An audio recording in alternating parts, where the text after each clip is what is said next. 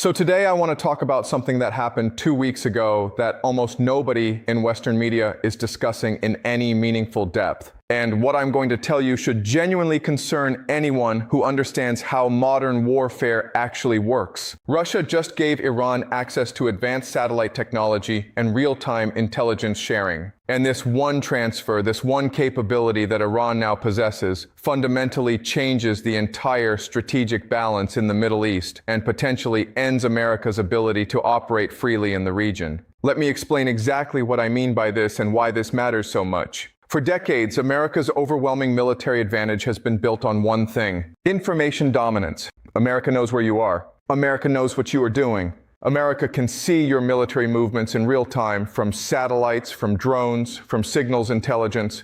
And you cannot see America? That asymmetry, that information gap, is what allows America to strike with precision, to avoid casualties, to win wars quickly and decisively. American commanders operate with what they call situational awareness. They can see the entire battlefield. Their enemies cannot. But now Iran has that capability too. Russia has integrated Iran into its satellite network. Iran now has access to real-time imagery of American naval movements, American troop deployments, American aircraft positions. Iran can see what America is doing in real time. And that changes everything. Let me walk you through exactly why this is such a strategic earthquake and what it means for American military operations going forward. So let us start with what satellite intelligence actually provides. First, targeting. If you want to hit a moving target, you need to know where that target is right now, not where it was 3 hours ago. Modern warfare moves too fast for delayed intelligence. Real-time satellite coverage means Iran can track American aircraft carriers as they move through the Persian Gulf. Iran can see when American bombers take off from bases in Qatar or Diego Garcia. Iran can monitor the deployment of American troops and equipment. This intelligence allows Iran to position its own forces optimally, to prepare defenses, to launch preemptive strikes. Second, battle damage assessment. After Iran launches a missile or drone attack, Russian satellites can immediately show Iranian commanders whether the strike was successful, whether the target was destroyed, whether follow-up strikes are needed. This closes the feedback loop. Iran is no longer firing blindly and hoping. Iran can now operate with the same precision that America has enjoyed exclusively for decades. Third, early warning. If America is preparing a large-scale attack, there are always visible preparations. Aircraft carriers move into position. Bombers are deployed forward. Tanker aircraft are positioned for refueling. Special operations forces infiltrate. All of this is visible from space if you have the right satellites and the right analytical capability. Russia has both, and now Iran has access to both. This means Iran gets advance warning of American military buildups, which gives Iran time to disperse forces, harden defenses, prepare countermeasures. Now let me explain why America feared this exact scenario more than almost anything else. American military planning for a potential conflict with Iran has always depended on speed and surprise. The idea was that if diplomacy failed, if war became necessary, America would launch a massive surprise attack, overwhelm Iranian air defenses in the first 48 hours, destroy Iran's missile capabilities before they could be used, achieve air superiority quickly, and then dictate terms from a position of total military dominance. But that strategy only works if Iran does not see the attack coming. If Iran has real-time intelligence, if Iran knows exactly when and where American forces are positioned, Iran can prepare. Iran can move its mobile missile launchers. Iran can activate its air defenses. Iran can deploy its asymmetric forces, the fast attack boats, the naval mines, the sleeper cells. And most importantly, Iran can launch first. If Iran sees an American attack as imminent, Iran does not have to wait to be hit. Iran can strike preemptively at American bases, at American ships, at critical infrastructure in allied nations. This completely inverts the strategic calculus. America's entire military advantage was built on the assumption that America strikes first. America chooses the time and place of engagement. America operates with total information superiority. Now Iran can contest all of that. And in a contested environment, American casualties increase dramatically. American costs skyrocket. And the probability of a quick, clean victory evaporates. Let me give you a concrete example of what this means in practice. The United States has aircraft carriers in the Persian Gulf right now. These carriers are worth $13 billion each. They carry over 5,000 sailors. They are the centerpiece of American power projection. And for decades, these carriers have operated with relative safety because Iran could not track them accurately. Iran knew generally where American carriers were, but not precisely. And precision matters when you are trying to hit a moving target with a missile. But now Iran has real-time satellite tracking. Iran knows exactly where every American carrier is at all times. Iran knows their speed, their heading, their escort composition, and Iran has anti-ship ballistic missiles specifically designed to hit aircraft carriers.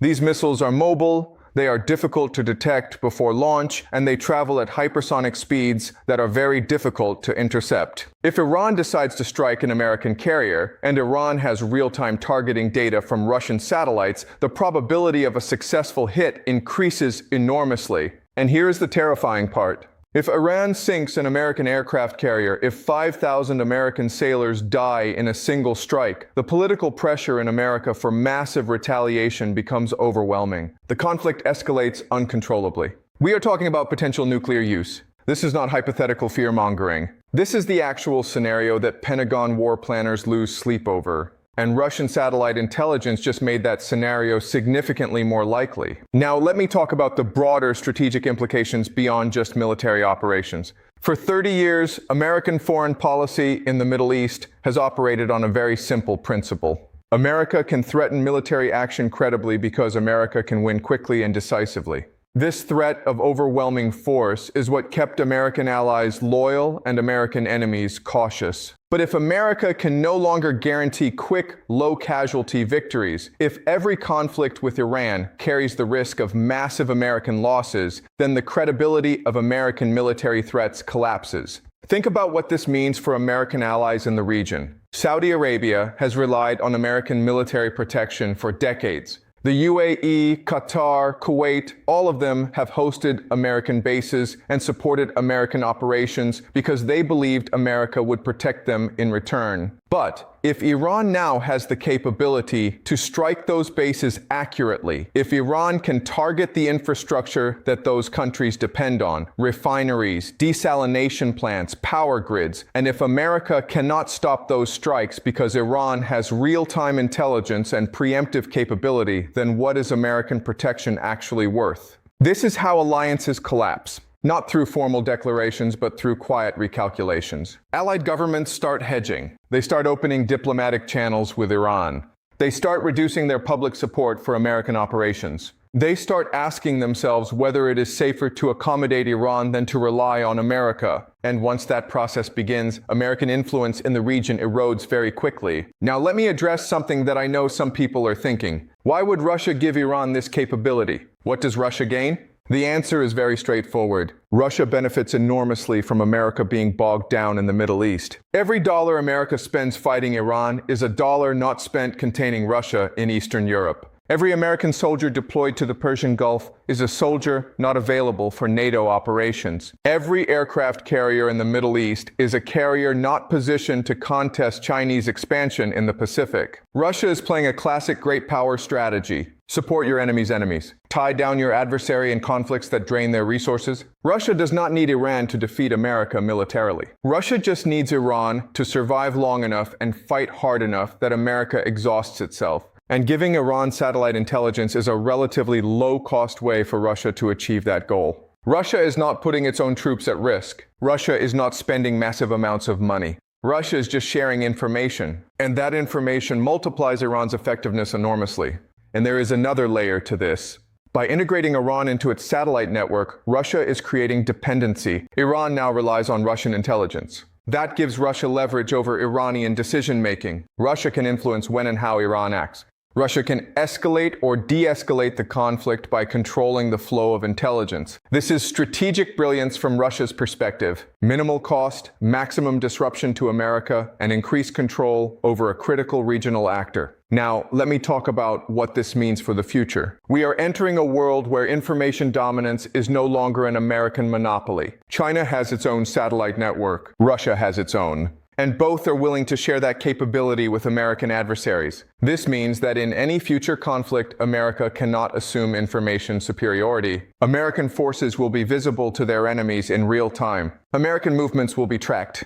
American preparations will be detected. This is a fundamental shift in how wars are fought. For the past 30 years, America has fought wars where the enemy was essentially blind. American pilots flew missions knowing the enemy could not see them coming. American ships operated knowing their positions were secret. American commanders planned operations knowing they had information the enemy did not. All of that is ending. And when it ends, American military casualties will increase. The cost of American military operations will skyrocket, and the willingness of the American public to support long, expensive wars will decline even further. Subscribe for more analysis of how the global balance of power is shifting and what it means for your future explained clearly. And tell me in the comments, do you think America can adapt to a world where it no longer has information dominance? Or is this the beginning of the end of American military supremacy? I will see you next time. Let me leave you with one final thought. Empires do not fall because they are defeated on the battlefield. Empires fall because they overextend, because they fight wars they cannot afford, because they make enemies faster than they can manage them, and because they fail to adapt when the technological advantages that made them dominant disappear. Russia just helped Iran take away one of America's core technological advantages. And that is something we should all be paying very close attention to.